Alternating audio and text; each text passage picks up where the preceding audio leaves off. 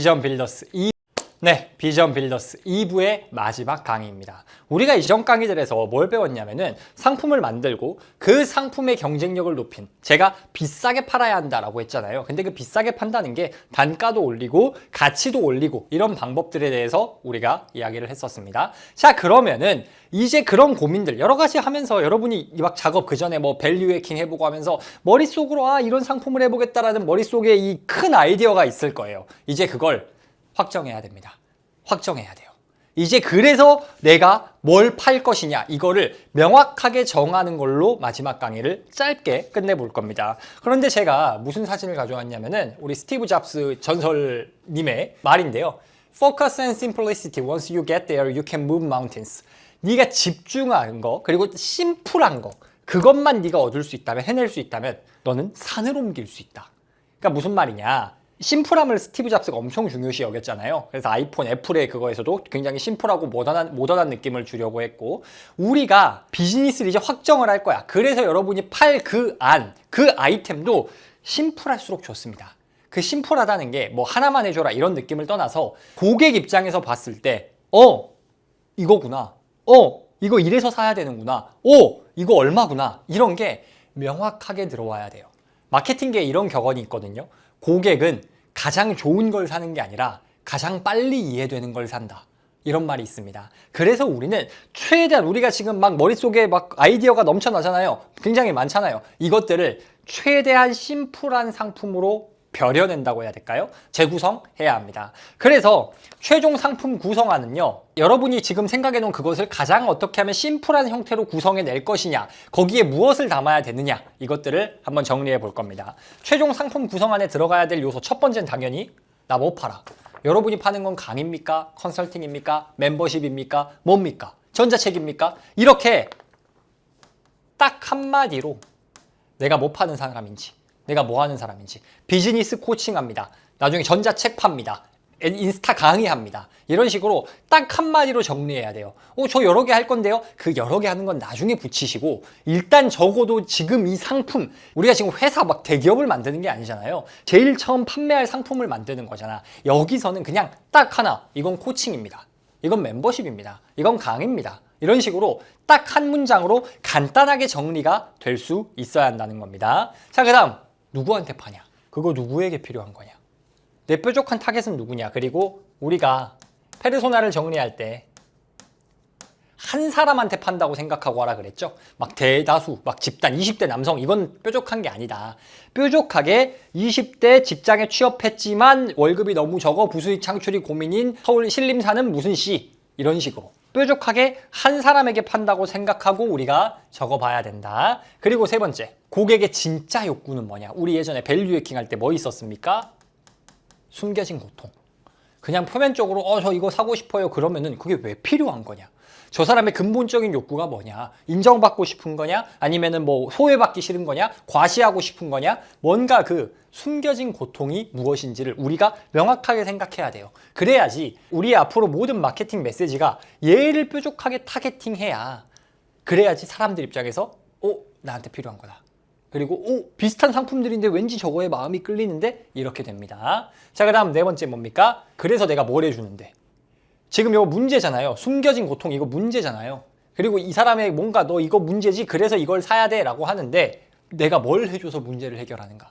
강의 내용으로 이렇게 알려주느냐? 아니면은 일주일에 한 번 만나서 컨설팅을 해주냐? 아니면은 월 1회 정기 배송을 해주냐? 뭐 이런 식으로 어떻게 해결하는가도 한 문장으로 깔끔하게 정리가 돼야 된다. 얼만가도 당연히 딱 깔끔하게 정리가 돼야 되고요. 얼만가는 좀 경우에 따라 다를 수 있겠죠. 뭐 정기 배송이면은 월 얼마, 한 번 파는 거면은 1회당 얼마, 파일당 얼마, 이런 식으로도 할 수가 있겠죠. 그리고 마지막, 왜 꼭 너한테 사야 되느냐? 세상에 비슷한 게 많아요. 세상에 비슷한 게 굉장히 많은데 그래서 왜 너한테 사야 되는가? 이게 우리가 이전 강의에 했던 그거 뭡니까? MSN. 나의 장점이 뭐냐? 이거를 딱 한 문장으로 표현을 해보는 거죠. 그래서 이 6개의 항목을 우리가 모두 각 항목당 한 문장, 각 항목당 한 문장, 이런 식으로 정리를 해놔야 나도 맞아, 이게 내가 했던 심플한 원형이었어, 내가 상품의 원형 기획이었어 해서 자꾸 막 벗어나지 않아요. 우리가 자꾸 고민하다 보면은 뭐랄까 자꾸 이것저것을 쓸데없는 걸 넣을 때가 많거든요. 중요한 걸 더하는 건 괜찮은데 쓸데없는 걸 더할 때가 많아. 그럴 때 이 최초에 적어놨던 원형 구성안이 우리를 본질에서 벗어나지 않게 잡아주는 등대 나침반 그런 역할을 해줄 겁니다. 그래서 우리가 적어주고요. 사실은 이 C, D 고객의 진짜 욕구랑 어떻게 해결하냐 제공사항 요거는 하나로 정리가 안 될 수도 있습니다. 좀 몇 개 늘어날 수도 있어요. 어쨌든 제가 전하고자 하는 핵심 메시지는 뭐냐면 최대한 심플해야 된다. 심플하고 명확해야 된다. 한번 예시로 한번 들어볼게요. 이 두 개의 예시는 실제로 제가 지인들한테 그 지인들이 뭔가 돈 더 벌고 싶은데 하는 상황을 듣고 이렇게 하면 되겠네 라고 컨설팅 해준 내용입니다. 컨설팅이라고 하지 뭐 그냥 이야기하면서 알려준 건데 첫 번째 사례는 어떤 경우냐면은 진짜 가까운 가족인데 성악을 전공했어요. 성악을 전공했는데 코로나 때 유학을 하다가 독일 유학 중에 코로나가 터져버린 거야. 독일 성악 유학으로 독일로 대학원 가려고 거기서 준비하고 있었는데 코로나가 터져서 들어와 버린 거야. 한국 들어와서 연애해서 결혼해서 정착해버렸어. 그러면은 사실 좀 예술인 분들 중에 이런 분들 많거든요. 결혼이나 뭔가 이런 사례로 어떤 사건으로 인해서 예술인으로서의 커리어가 단절이 되는 경우.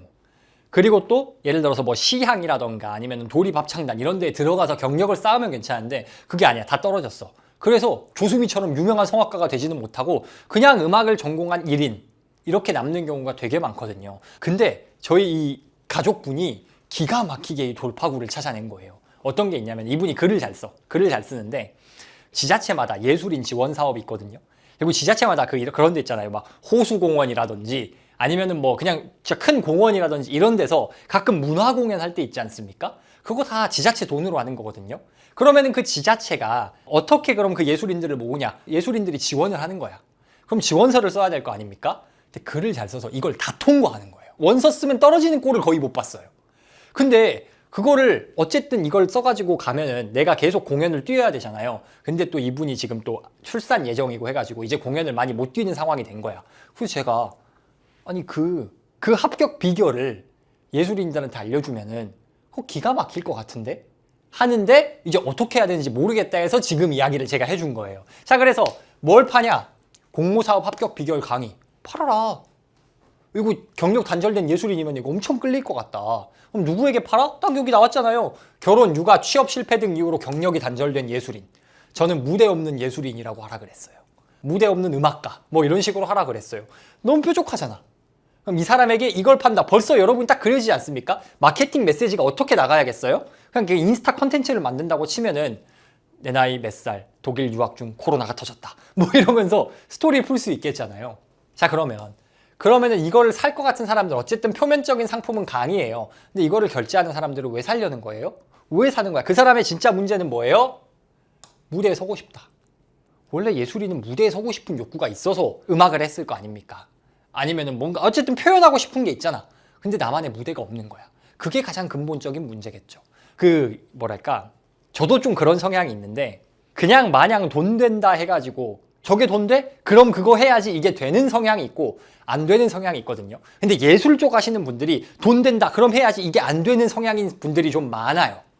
그래서 이런 분들의 좀 욕구가 뭐예요? 내가 좋아하는 음악, 미술, 예술 하면서 돈도 벌고 싶은 거야. 그런데 문제가 뭐예요? 무대가 없다고. 내 끼를 보여줄 무대가 없어. 그러면 내가 어떻게 해결해줘요? 지자체 예술인 지원사업 지원서를 어떻게 써야 되냐. 합격하는 지원서를 쓰게 만드는 법. 이렇게 하고 만약에 플러스 서비스로 뭘 더해준다면 쓴 지원서를 첨삭해주는 거 넣을 수도 있겠죠. 첨삭하고 지원 사업이 전국에서 다양하게 나와요. 특히 자기 거주지 근처에서 많이 하긴 하는데 어쨌든 꽤나 많아요. 그러면은 그것들 전국 단위 만약에 뭐가 떴다 그러면은 그 정보를 알림톡으로 보내준다. 이런 거 구성해서 얼만가? 299만 원. 첨삭도 들어가고 나중에 공고 정보도 계속 업데이트 해주기 때문에 저는 이거 과한 가격 아닌 것 같거든요. 그래서 팔라고 이렇게 컨설팅 다 해줬어요. 지금은 출산 직전이셔서 못하고 계신데 출산하고 나시면은 이 가족분 제가 이제 옆에서 쪼아가지고 하려고요. 저보다 어려요. 아무튼 그래서 자, 그러면은 이런 컨텐츠 제가 방금 공모사업 합격 비결 예술인이 어떻게 무대를 만드는 법 이거에 대한 강의 실제로 있어요. 파는 사람들이 있어. 근데 그럼 왜 나한테 사야 돼? 왜 우리 가족분한테 사야 됩니까? 아까 제가 처음에 알려줬던 스토리가 기가 막히거든. 유학 중 코로나로 인해 귀국했는데 사랑에 빠져서 결혼했어. 근데 또 이분이 지방이에요. 수도권도 아니야. 수도권은 그래도 공연 기회가 많지. 지방이야. 근데 지방에서 하는 예술인 지원 공모 사업으로 합격률 90% 이상, 월천, 실제 이거 거짓말 하나도 없어요. 90% 이상 합격하고 월천 벌더라고요. 지금은 이제 무대를 많이 못 뛰어서 그렇지만. 그럼 어떻습니까? 이 경험 자체가 완전 스트렝스, 강점이잖아요. 이렇게 기획안을 써놓으면은 자, 이것만 봐도 뭘 팔겠다, 누가 사겠다, 왜 팔리겠다, 이게 그려지지 않습니까? 이렇게 여러분의 걸 그려봐야 돼요. 제가 사례 하나 더 보여드릴게요. 이거는 제 그 대학교 동창이 교사하고 있는데 자꾸 하기 싫다고 찡찡대는 거예요. 자꾸 찡찡대. 그래서 내가 그럼 나와, 퇴사해, 그랬는데 그건 또 무섭대. 또 무섭기도 하고 이 친구가 좀 어렵게 붙었거든요, 시험에. 그래서 아깝잖아, 아깝지. 그래서 아깝다 그러고 야, 니처럼 그렇게 직장 그냥 버리고 뛰쳐나가는 게 대단한 거다, 그거 쉽지 않은 거다. 그래서 제가 로드맵을 짜줬어요. 자, 뭘 파냐? 영어 선생님이거든요. 당연히 영어 강의 해야지. 학원 해야죠. 누구한테 팔아요? 근데 여기부터가 중요한 거야. 이 친구도 지방에서 일하고 있어요. 근데 지방 애들의 특징이 뭐냐면 학교마다 전교 1등은 있을 거잖아요. 그럼 전교 1등이면 내신 1점 몇 등급이야. 그러면은 스카이를 가야 될 것 같잖아요. 근데 진짜 지방으로 갈수록 전교 1등이 내신 성적은 되는데 최저 등급을 못 맞춰요. 예전에 저 학교 다닐 때만 해도 스카이가 최저가 언수회라고 하잖아요. 지금은 뭐 국어 이렇게 바뀐 것 같은데 언수회 등급의 합이 제 기억에는 4, 5 이 정도였거든요. 그러니까 이제 112를 받든가 112를 받든가 뭐 131을 받든가 이 정도가 마지노선이었어. 커트였어. 요새 얼마인지 아십니까? 전형에 따라서 합이 9래요. 합이 9. 3개 합이 9니까 333만 맞아도 되는 거야. 11 맞아버리면 그 다음에서 7을 맞아도 되는 거야. 이거 대학마다 달라요. 근데 아무튼 이제 되게 너무 쉬워진 것 같은데 예전에 상위권이 있었던 분들한테는 너무 쉬워 보이잖아요. 근데 지방의 전교 1등들이 이걸 못 맞춰요. 전교 1등은 못 맞출지 몰라도 상위권들이, 왜냐하면 걔들이 좀 우물한 개구리인 거야. 그냥 현실이 그래요, 현실이. 자기 학교에서 자기가 짱이니까 자기가 제일 잘한다 생각해. 그래서 추가적으로 안 하다가 모의고사에서 뒤통수 맞고 최저 못 맞춰서 지방 국립대 가고 이러더라고요. 그래서 누구에게 파는가? 제가 딱 정해줬어요. 내신 되는데 수능 최저 맞추기 어려운 지방 상위권. 딱 매력적이잖아. 그럼 얘들의 진짜 욕구는 뭐냐면요, 전교 1등 하면은 그래도 우리 때 생각해 보면은 전교 1등은 스카이 가잖아요. 어지간하면 스카이 가잖아. 근데 지방 애들도 지금 전교 1등이면 자기가 짱이라고 생각하거든. 그럼 스카이 합격증을 받아내고 싶어요. 근데 명색이 전교 1등인데 스카이는 가야 좀 안 쪽팔리지 않겠냐.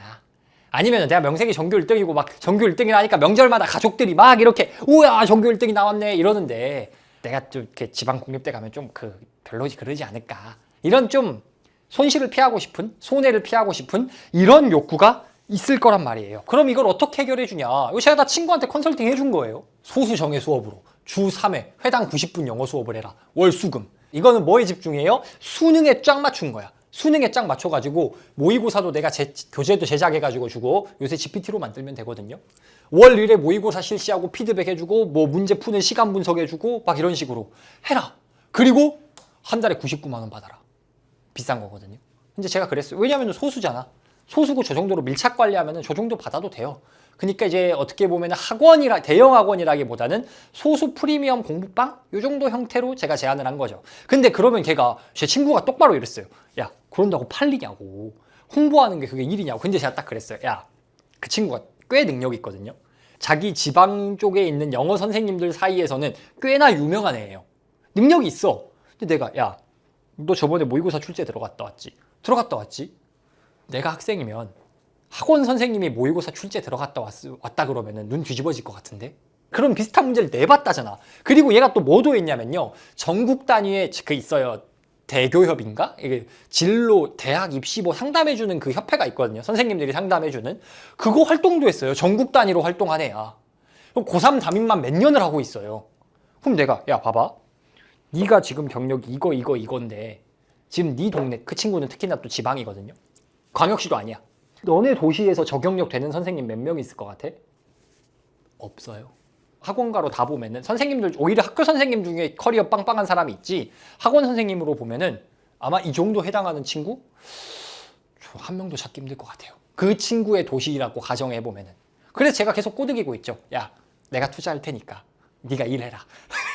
내가 마케팅 해줄 테니까 강의는 네가 뛰어라. 제가 영어 하긴 싫거든. 아무튼 그래서 꼬드기고 있는데 자, 어쩌습니까? 여러분도 지금 이 왜 나에게 사야 되냐 이런 스트렝스에 대한 부분이라던가 상품 구성에 대한 거를 이미 다 했잖아요. 그럼 그거를 이렇게 한 표로 딱 적어 놓으면은 여러분도 이제 이런 상품을 내가 만들어 가겠구나. 그러면 그걸 딱 가만히 놓고 있어 보면은 어떤 식으로 마케팅 해야 될 거고 어떤 메시지로 내가 상세 페이지라거나 광고를 돌렸을 때 사람들이 반응이 오겠구나. 이런 느낌이 올 겁니다. 그래서 숙제는 제가 보여드렸던 이 사례처럼 여러분의 상품 구성안, 지금까지 우리가 다 했던 거 가지고 한번 작성을 해보셔야 돼요. 근데 작성할 때 너무 많이 고민하지 마세요. 왜냐하면 나중에 바꿔도 돼요. 나중에 바꿔도 돼. 중요한 건요, 일단 만들고 팔아보는 거예요. 근데 팔아봤는데 만약에 안 나와. 사람들이 엄청 봤는데, 사람들이 예를 들어 광고를 올렸다거나 내가 컨텐츠를 만들어가지고 노출이 엄청 많이 됐어. 근데 전환이 안 되네? 그럼 상품이나 마케팅 메시지에 문제가 있었다는 거죠. 그때 수정하고 보완해도 돼요. 아니면은 불티나게 팔려. 너무 팔리는데, 제가 최근에 그런 경험을 했는데 잘 팔렸어? 근데 아무도 환불을 안 해. 아무도 환불 안 해. 100명이 왔는데 아무도 환불 안 하잖아요. 여러분, 그거는 너무 싸게 잡았다는 거야. 아니면 너무 많이 해주고 있다는 걸 수도 있습니다. 물론 많이 팔리는 거 좋은 거 아니나요? 근데 내가 죽어나는데 죽어나는 거 대비 남는 거 없고 그러면은 제공해 주는 걸 좀 축소해도 돼요. 근데 어쨌든 그 모든 것의 시작이 뭐냐? 일단 만들고 팔아봐야 됩니다. 그래서 이 기획안을 여러분이 써보시면서 일단 최소한의 여러분의 MVP라고 하거든요. 이걸 최소 기능 제품. 일단 최대한 기초적인 기초적인 상품을 완성하세요. 그리고 이제 이 다음 3부부터 강의를 보시면서 일단 팔아봐야 됩니다. 바로 팔기를 시작해야 돼요. 다 만들고 팔아야 된다? 평생 못 팔 겁니다.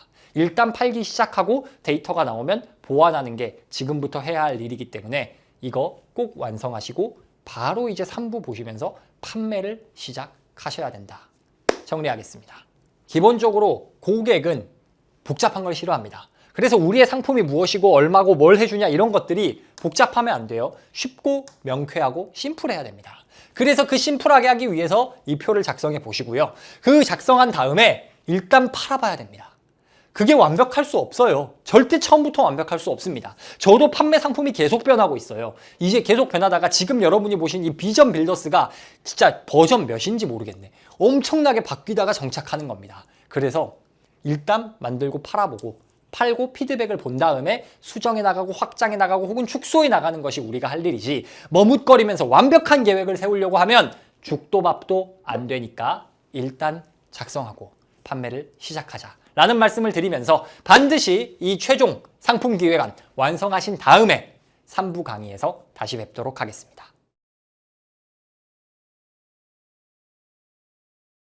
네, 비전 빌더스 2부의 마지막 강의